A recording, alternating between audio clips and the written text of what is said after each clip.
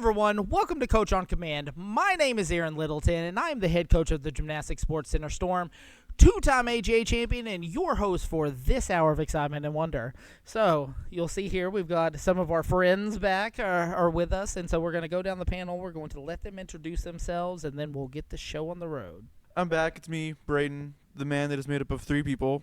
I'm Coach Tracy, and I'm from the Kanto region. I choose you, Arron. Then you're doing better than most girls, I'll tell you. So when you're coaching, life has a way of knocking you unceremoniously off your perch. Things will be going along great, the birds will be singing, and then bang, everything falls into disarray. And the worst part of that can be that it can be anything that can upend your blissful utopia. It can be anything from injury to a disagreement between your athletes to problems with parents to a heart-wrenching loss. It can be any of that stuff or even more than that. And it's quite often not a matter of if but when you will be put to the test in this sport. And so tonight we are going to talk about dealing with adversity. So, first question, gentlemen, this evening is so obviously you can go a little ways towards being prepared for anything, and that can help you when eventually some sort of calamity does befall you. And so, Braden, how are you trying to prepare for what's next before adversity strikes? Well, I think first we should believe in our students and their current ability from what we've taught them, because you might know I did study a little bit of psychology, but that does actually help in facing adversity, no matter what kind, mental, physical, or emotional. Believing in your students can definitely help in whatever adversity they're trying to face. I'd say, first off, make sure that your team knows ahead of time. Look, this sport also can be dangerous. Sometimes accidents can happen. We've got to be ready mentally that something like that could happen. That way, if it does, hopefully it doesn't, but it does. Hopefully, whenever it does, we're all prepared for it at least a little bit mentally. Another thing is, whenever preparing activities for the group, a lot of sports and things will pit teammates against each other because, iron sharpens iron, one man will sharpen another, so on and so forth. Pitting them against each other can breed rivalries, hopefully friendly ones, and that can make everyone better. But sometimes pitting them as a team, potentially even against a coach, can be a strong method as well. Helps them do some team building, helps them build some camaraderie amongst each other. Everyone is better off if they're all at least friendly with each other. Too friendly can be bad because then you always got cliques and such, but there's got to be a nice balance. Hard to strike, but some camaraderie can really help in the event of a disaster. So the thing that I'm going to say is, number one, I think that you can help yourself out a lot if you just pay attention, right? And so if you pay attention, you'd be surprised what you can see before it even happens. And so you can notice things and be like, okay, duly noted. And when you do that, you can get yourself down the road a little bit to fixing a problem before it even becomes one. And so the next thing is be proactive, right? And so, for example, we occasionally will have a little kerfuffle between teammates on our team, and it's like, oh, well, she told me this, or she's, whatever, she told Sally that I said this, or whatever, it's like they're kids. And so some of the stuff that they're doing is like, really, we're talking about this. But, some things are a little bit more, hold a little bit more gravity to them. But if you notice what is happening and any deviation in the behavior of the people around you, I think that you can really kind of see something and be like, okay, I see them over there and they're talking, and the mannerisms, maybe if I can't even hear what they're saying, maybe the mannerisms are getting a little bit more bombastic. Maybe we're, about to have a fight. Maybe not like a fisticuffs. That's really more of a boy thing. And sometimes, let me tell you this, sometimes I wish I coached boys, because boys sometimes just punch each other in the face until they're best friends, and that's a whole lot easier than dealing with emotions most of the time. And but we deal mostly, at least I deal mostly with predominantly, girls. And so, you can see these types of things happen. And so the more you can watch and you can be proactive and step in before this even becomes a thing, and be like, are we good? Do we need to talk about this? Do we need to, whatever? Do I need to set up a ring and y'all just beat each other? Or like, what's going on, And yeah, so I think that can really help you out. Some things are going to, and some problems are obviously going to be inevitable. They are going to be unpredictable in a way that you cannot foresee them, but I think that you can definitely make your life a lot easier if you can foresee as much as possible, and all of that starts with just paying attention. And so you got to know that trouble is brewing all the time. It's not just going to be sunshine. So the more you can pay attention and be proactive, the better you can set yourself up to be successful in the future. All right, so we talked about being proactive. How about being reactive? So after the hard times have found you, and they will, how are you trying to get things back on track? Because obviously you need things to go a certain way in the gym, and you want, to progress in a certain fashion. And so any sort of thing can really derail that progress. And so what are you doing once it happens?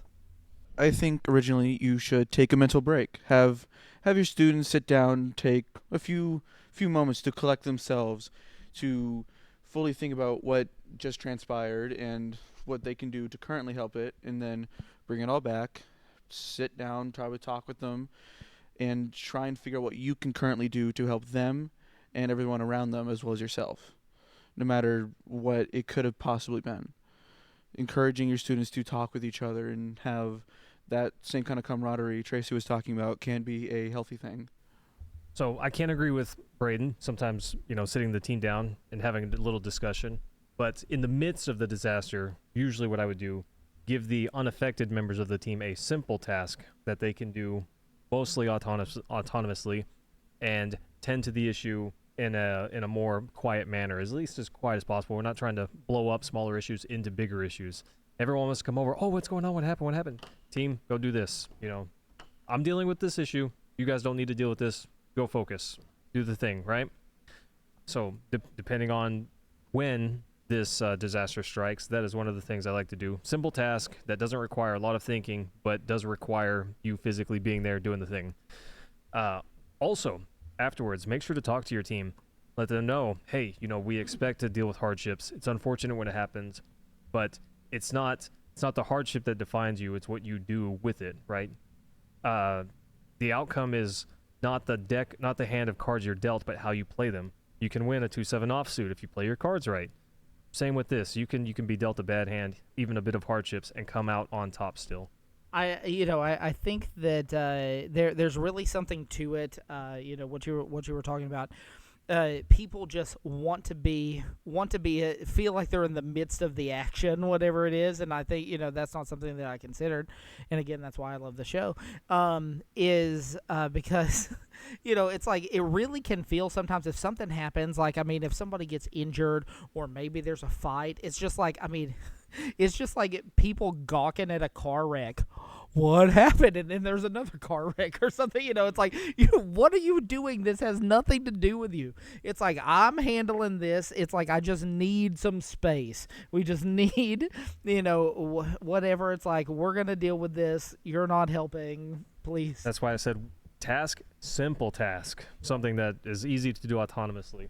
Right. Go do your times tables in the corner. Here's a coloring book. Coloring book, yeah. Yeah, absolutely. And so I think that's really a thing, and I hadn't considered that until you said it. I think what can really and this may go more into the proactive category than the reactive one, but I put it here for a reason. Do I know that reason? No, I do not.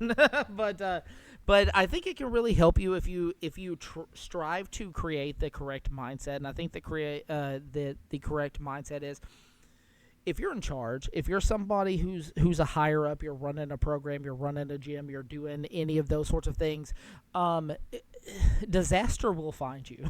It will happen, and you will be having a blissful day, and you're like, this is so fantastic, and then all of a sudden, the bottom will just fall out.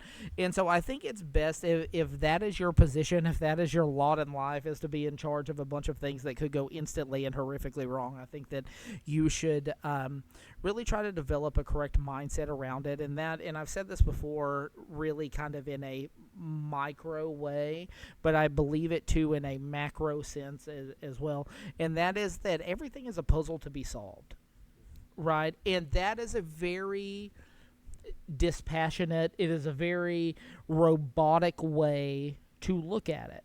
And I think a lot of times when things go wrong, especially things that people did not foresee happening, go wrong, people get super emotional. And when you get emotional, emotions are the only thing you have. Yeah, you've lost the plot at that point. Right, and so you've got to take a step back and take your emotions out of it as much as you possibly can. And so everything is a puzzle to be solved. That's just a very black and white, almost robotic way to look at it. And so try to take your emotions out of it and find the solution. Because either you can find your emotions or you can find the reason for this and fix it. But only one of those things will help you get to a better place. If you're just super emotional, pack it in for the day. But yeah, so you need to find the solution, and you probably need to do so quickly. It's not a good thing to let things just be upended and all sorts of and all sorts of scattered about for long periods of time. And so yeah, find the solutions, take your emotions out of it. And the other thing is work as hard as you can to remedy the problem. Nothing works like old-fashioned elbow grease. Obviously, get to work, try to fix the problem as efficiently and quickly as possible, because you don't want that sort of thing just hovering around your team. And yeah, those things can really help you out. And so obviously, I mentioned at the beginning of the episode, I mentioned a bunch of different things that would be considered adverse for you as a coach, whether it be, somebody's got an injury, maybe you've got an injury, maybe your athlete has an injury, maybe your athletes are bickering with each other, maybe it's bad, maybe you're into it with some of the parents don't trust your judgment, maybe maybe you've been losing at competition and people don't like to lose, it's a magnifier. So any of those things, and even things that I didn't mention before, can be considered adversity, and they really can throw you for a loop.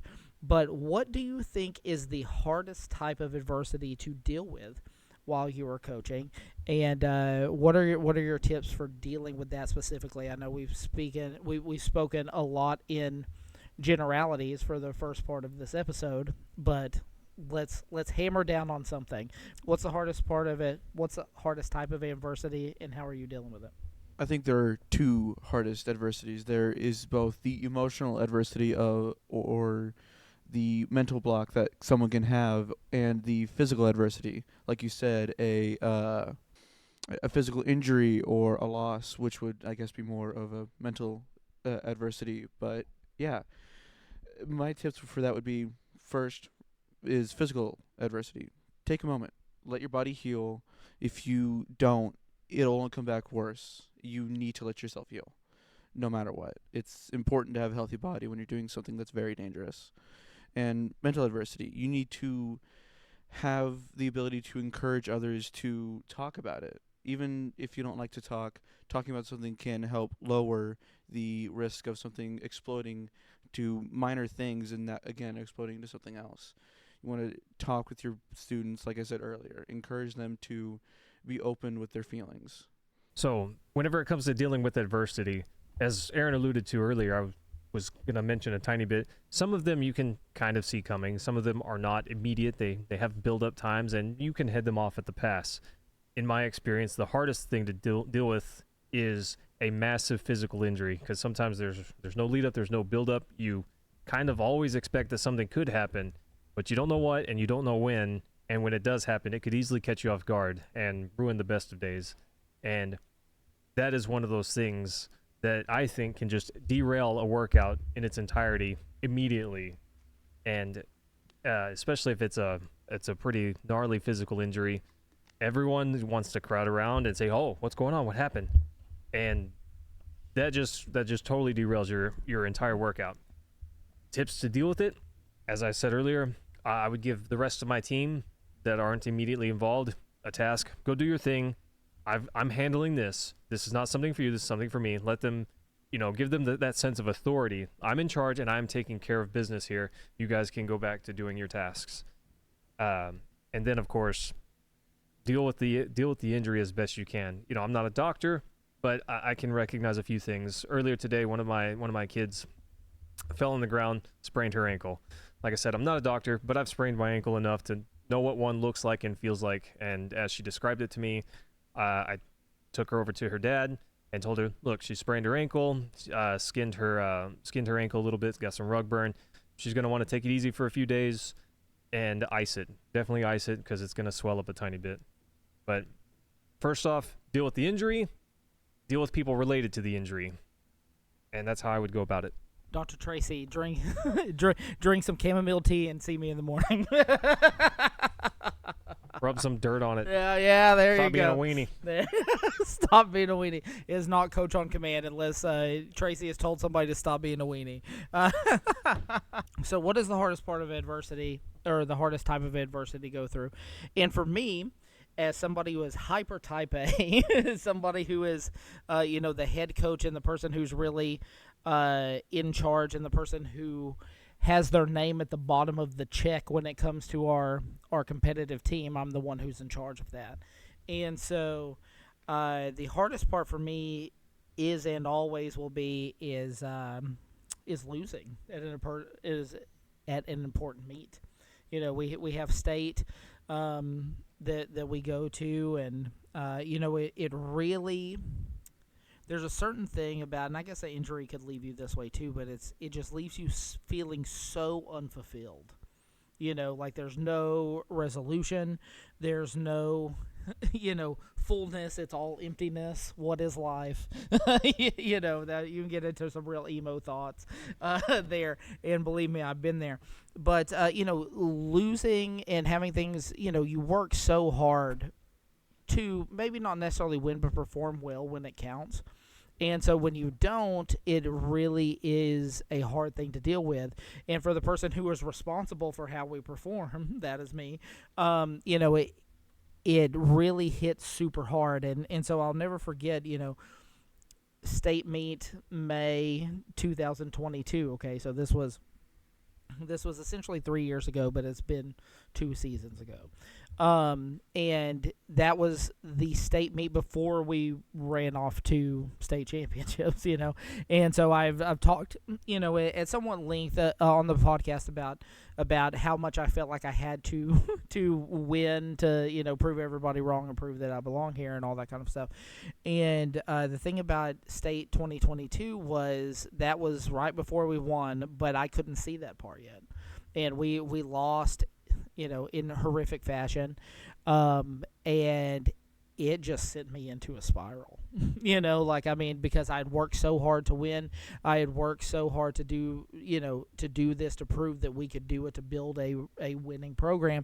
And when things don't go the way that you want them to, or the way that you worked for or planned or visualized in your head, it really can be a hard thing, and it wasn't an injury. It was just on that day we were not the winner. It's like we came out and we performed really well, and we had a bunch of girls do a bunch of individual things really well, and we had individual state champions on individual events, but we were not the state champions, and that was just a really hard pill for me to swallow. And I remember driving, it was in Lufkin, Texas, very woodsy area in Texas. If you've never been out that way, in East Texas, I just remember, I just drove around Lufkin, Texas because nobody wanted to be around me, and I didn't want to be around anybody else. And I just remember driving around and being the maddest I had ever been in my life, and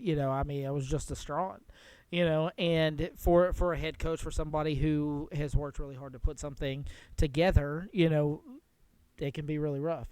And so what I would say is that if you lose, the advice that I have, and you will lose, we lose all the time. It happens. Everybody loses, little battles, big battles, you lose. There's so much that can be won in gymnastics that you will lose enough. And so the thing that I would say to you, is way of advice for this, if you have the same problem, is number one, you've got to really use it for fuel. You can be upset for a little bit, but you cannot take that back to the gym with you. When you get back to the gym, you've got to use that as fuel to catapult you in the right direction. I mix my metaphors again. You can buzz me, Tracy, if you want. You can. You've got to use that as fuel to put yourself in a rocket ship. There we go. Into rocket ship yourself to where you want to be. And the thing about it is, you've got to use that as fuel to work harder. Because obviously, if you lost, there's something you could have done better.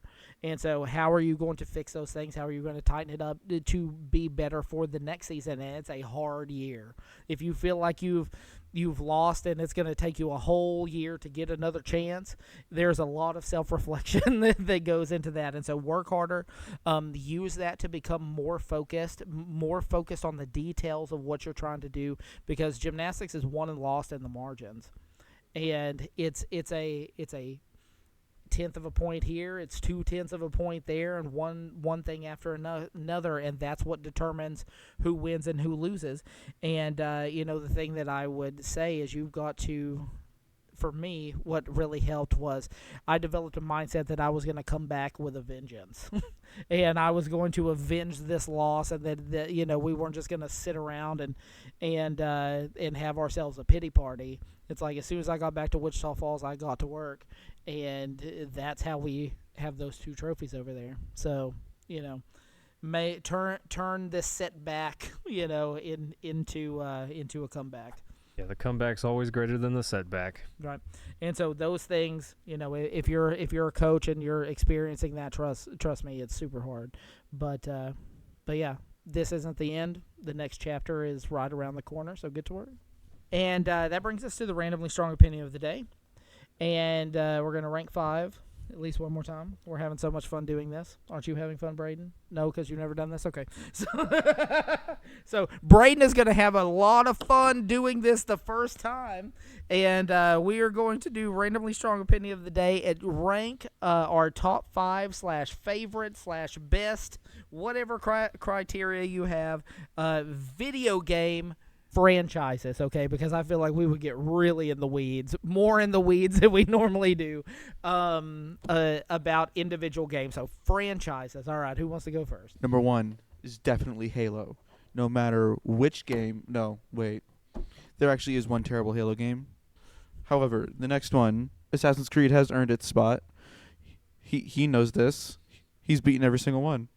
Halo is up there, but yeah, Assassin's Creed is definitely number 2. Number 3 is Skylanders. It's an amazing game. And then 4th is Hades.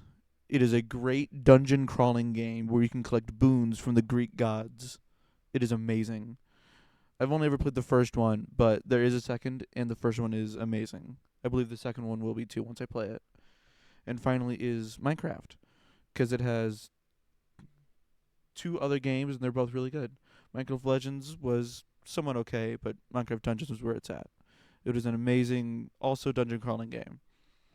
I would argue that my franchisees are a little bit more mainstream, but they're mainstream for a reason. Everyone loves them because they're great. All right, I'm gonna go bottom up. Number 5, my boy Sonic, the boy Blue, has to be there. Team, I remember playing Sonic 2 on the Sega Genesis, and the first time I collected all the Chaos Emeralds, I didn't even know this was gonna happen because I couldn't read back then. I was a little kid, and I had over 50 rings, and I jumped, and the blue blur becomes this golden thing, and I thought, that's amazing.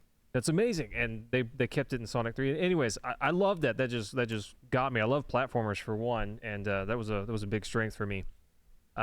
Achievements. Number 4, it's gotta be Zelda. I've played almost all of them. Enjoyed every one of them that I have played through. I haven't played the touch ones on the DS. Never got Spirit Tracks or either of those two. But anyways, every Zelda game has been consistently high quality.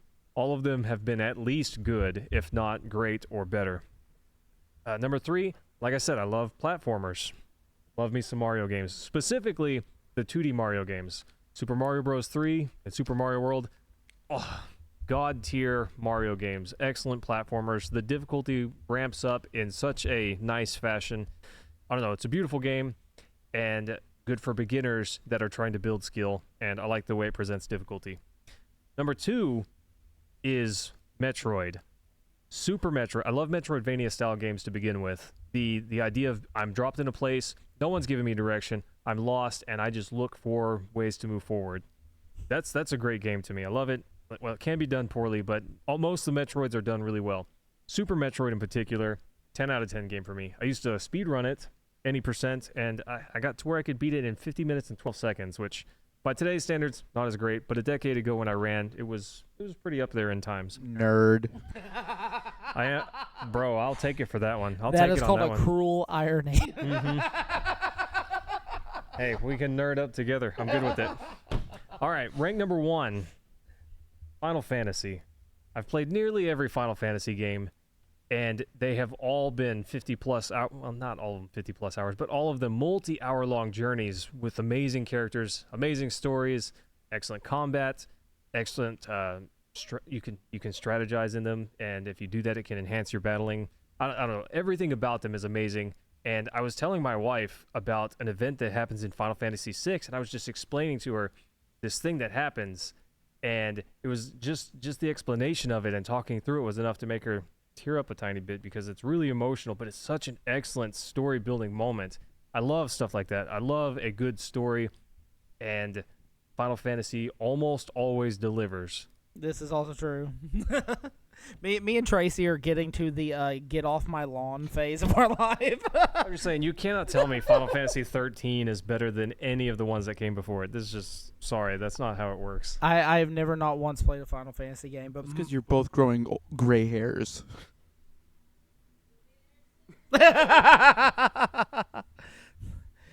I'm just happy you're growing regular hairs.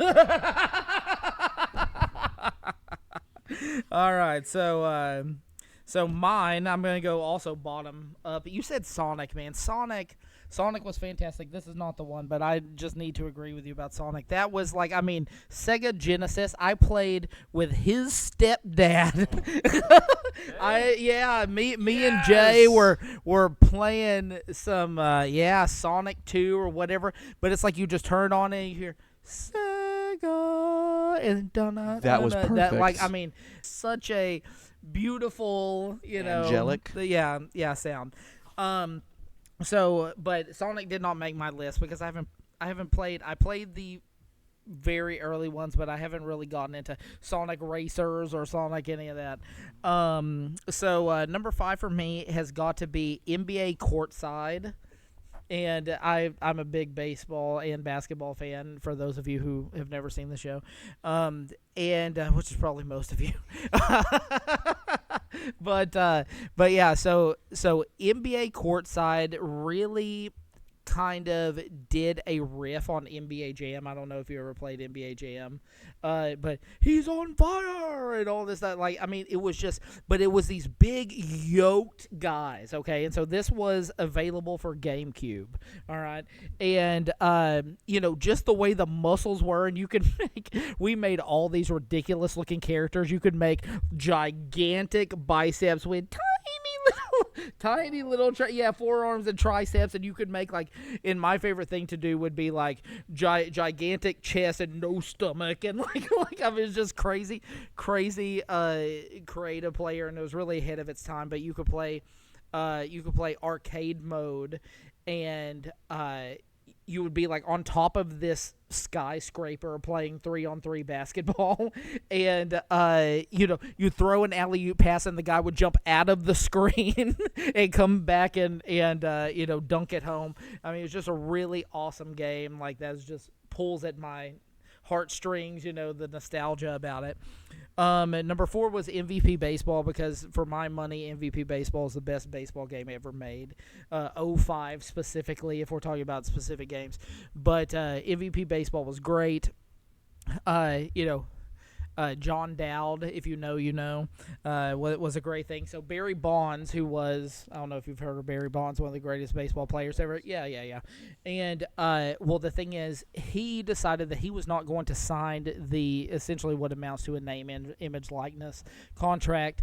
Was not going to sign the contract to be in the game. So instead of Barry Bonds, what you got was John Dowd, who was a white guy, very obvious ripoff of Barry Bonds.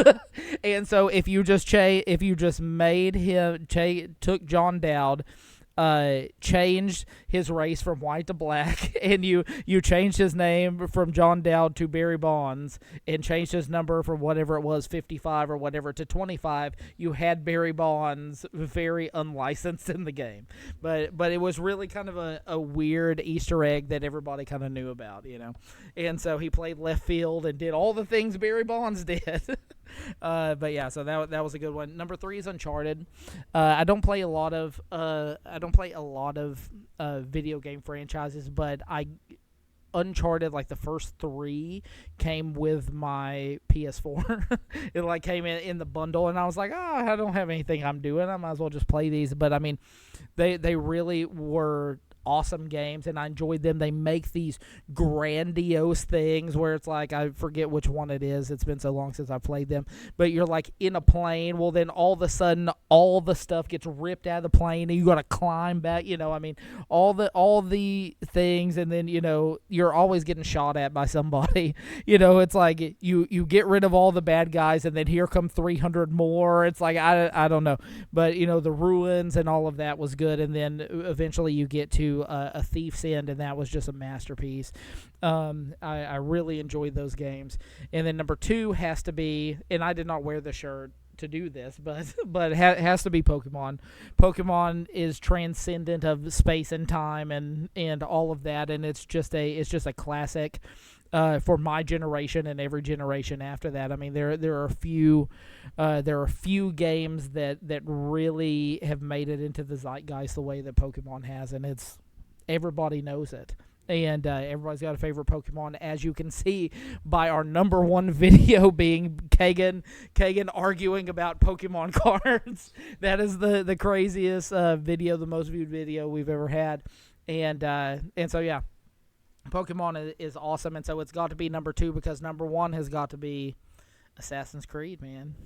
Assassin's Creed is my favorite. Not only is it really cathartic for me, but I enjoy the I'm gonna try not to get us canceled by saying any of these things, but yeah, it is it's awesome. The gameplay mechanics, it really was ahead of its time at the beginning. The first game is really kind of repetitious, where it's like, oh, well, I got to go climb this giant building, and then I got to jump off into this haystack that's completely unrealistic. And then, oh, well, now since I was up there 400 feet, I now know that I got to go eavesdrop on this guy's conversation, and then I got to go pickpocket this person. So the first one was really kind of repetitious, and that kind of gets a little bit boring. But the franchise that game spawned has been fantastic, and just all the stuff they do with history and really interweaving it into actual historical fact is awesome. And I know a lot of people like to poo-poo on Assassin's Creed, but I just love it. And every time there's a game, I enjoy it. So I'm a huge Assassin's Creed homer, and so there you go. I have to agree with you. Assassin's Creed is a great game. All right. So that'll do it for us. If you're enjoying this podcast, please remember to like and subscribe. And thanks so much for tuning in. We do have an email address, Tracy. You want to tell them what it is? Yeah, if you have questions, you can email us at askcoc@yahoo.com. All right, perfect. So, yeah, that's it for us. Thanks for hanging out. So, please stay tuned for Noise, the silent film. Have a flipping great day. And don't forget to set. Take care.